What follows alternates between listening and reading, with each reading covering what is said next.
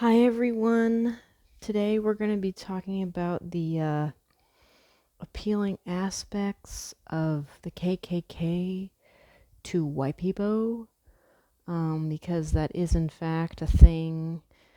Unfortunately, as I understand it, the KKK has been gaining in numbers lately, which is likely having to do with the economy being bad, but it's also having to do with something else. I'm going to get to that. I'm really against the KKK, and I think they should be illegal, but that's not up to me.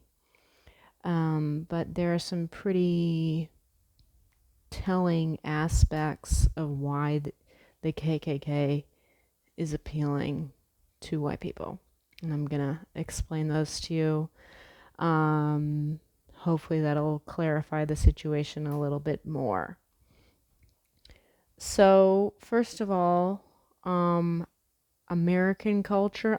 Specifically right now I'm talking about American KKK members because there are like factions of the KKK within the United States.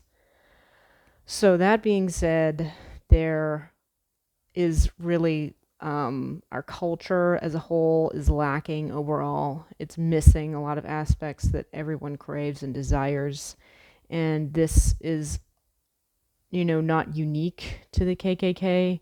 You can apply these aspects to any weird cult or group. But so because our culture is lacking in a lot of solidarity and a lot of organization and a lot of intention, and just a lot of things that the KKK provides white people, just gravitate towards the KKK. So, if you can't save the world, right, you save yourself. And a lot of white folks think that they're saving themselves by joining a white supremacist group. I'm not really sure how that could ever be thoughts in someone's mind, but clearly it is because we have KKK here. Anyway, so the KKK provides a specific culture to people, and namely, it provides a goal. And in mainstream culture, there's really no goal. There's no intention. There's no line of action, right? But the KKK provides that, or it appears to provide that, right? People just sit around and practice loading their guns, probably rub their dicks on their guns, and talk about how, they're such an important militia and they can't wait to kill this race or that race, blah, blah, blah. And to them, I guess that's an obtainable goal. In their minds, it's not in reality, but it is in their minds. But yeah, I mean, it provides that structure for them. I just want to say real quick that the KKK is Christian. They are religious, and the religion they ascribe to is Christianity. I'm pretty sure in the United States there's, a whole specific, I don't want to say lineage, a whole specific group that is recognized that is KKK of Christianity, is what I mean to say. So yeah, when you have that goal of like, oh, when shit hits the fan, it's gonna be a race war, blah blah blah. We're gonna do drills and in our farmland and practice killing people of color, blah blah blah. Obviously, they didn't use that language, but that provides them when everyone's talking about that. That provides them with a feeling of solidarity. That provides them with a feeling of commonality amongst their KKK peers. And people are into that. They want that, right?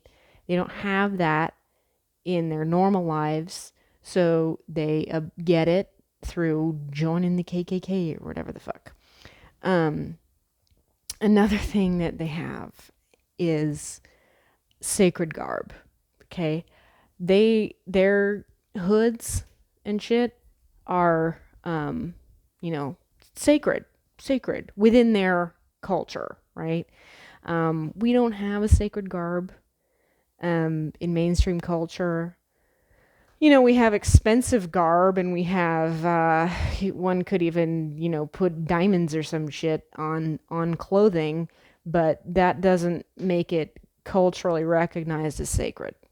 That maybe makes it culturally recognized as expensive, but there's not a specific garment that people can really put on and have it be recognized as sacred within mainstream culture. Obviously, the Klan provides that with their with their hoods. I'm sorry, I just think it's so ridiculous. They're really ridiculous looking when they wear that shit. People are into that. People actually want to have sacred garb in general. A lot of cultures do. The United States doesn't. One could say that, depicting certain things on your clothing could be considered culturally significant, but it's not sacred at all. Because, if someone's wearing a sports team or someone's wearing a movie character, not everyone is going to be a fan of that sports team, and not everyone is going to be knowing that movie character, Also, the KKK robes and hoods are made by, I think it's made by, they're all made by one specific woman in the US. So having a handmade garment is something that people in the United States really generally aren't going to have for the most part. And I guess that's a big deal to put on a nice tailored sheet just for you. Oh my gosh. Okay. So they also have rituals. The KKK has really specific rituals that they do, and there's, an order of affairs that happens. There's a way that you go about doing it, that kind of thing. And we don't have that as a culture at all. I mean, there are things that before Rona we were able to do, like in public, like go ice skating, go clubbing, go to the gym. I don't fucking know, but those aren't really intentional, nor are they ritualistic for the most part. They're not recognized as ritualistic culturally, and the KKK, when they burn a fucking cross, recognizes that as culturally significant. I'm sorry, this is hilarious to me, and I will be lolling at the KKK forever and ever. When they burn a cross, you're supposed to be like feeling the love of Jesus from the heat, and I think that is crazy. But we actually, as human beings, okay, aside from the KKK for a second, we want to be around fire. We like fire. Fire is necessary for us. Fire is sacred, right?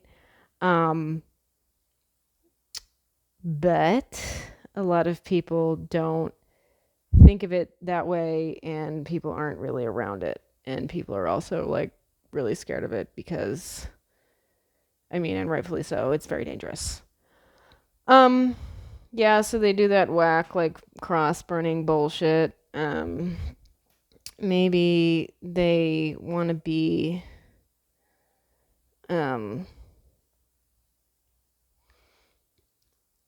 they want to be isolating themselves. They do isolate themselves. They are extremely isolated to begin with.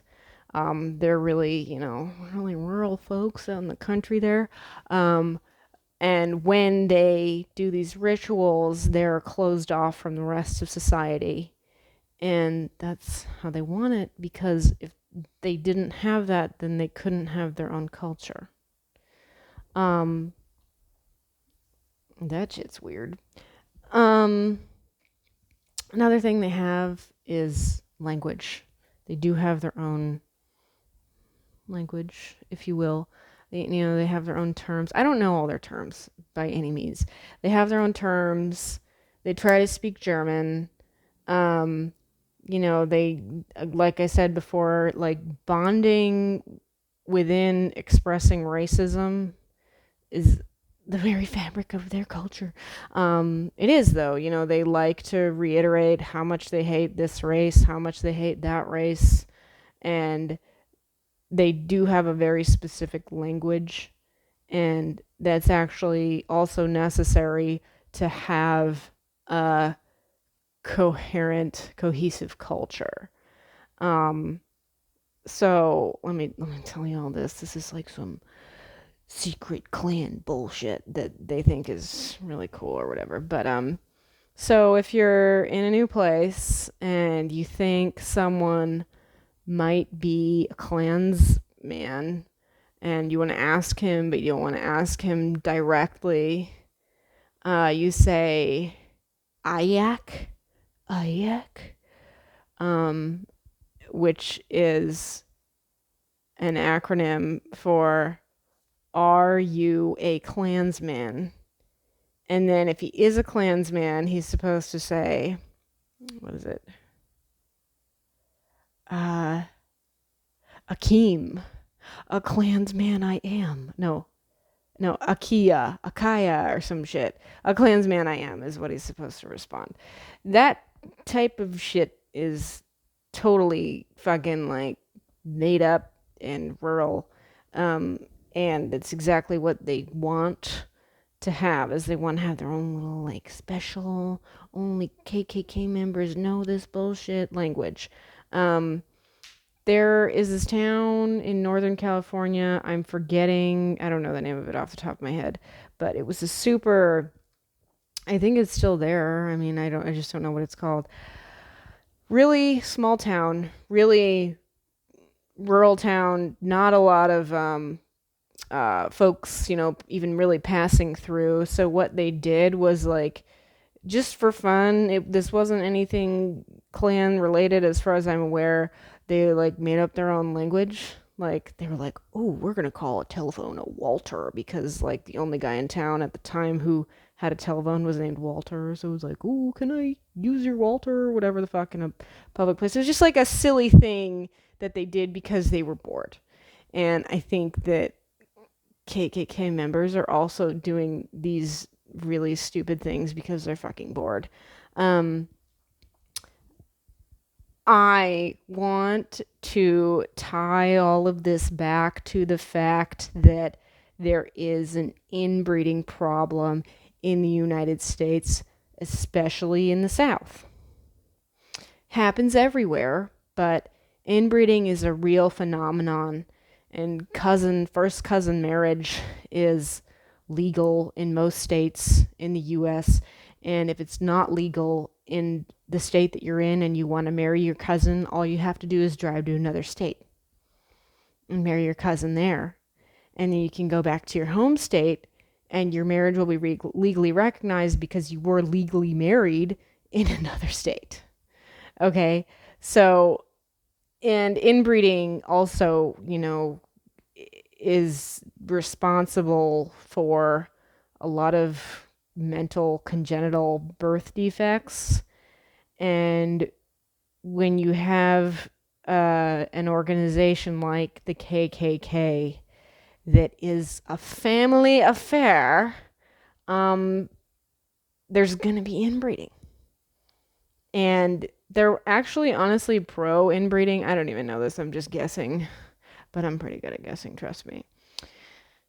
when it's a family business, when it's a family affair, they're probably fucking pro cousin marriage, pro second cousin marriage, pro inbreeding.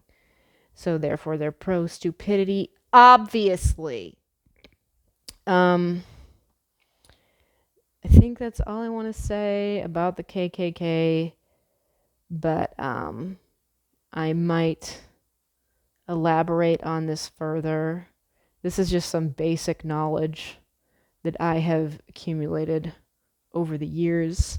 And I could definitely go into more depth with this, but those are the appealing aspects of the KKK to your average stupid white people. Thanks. Bye.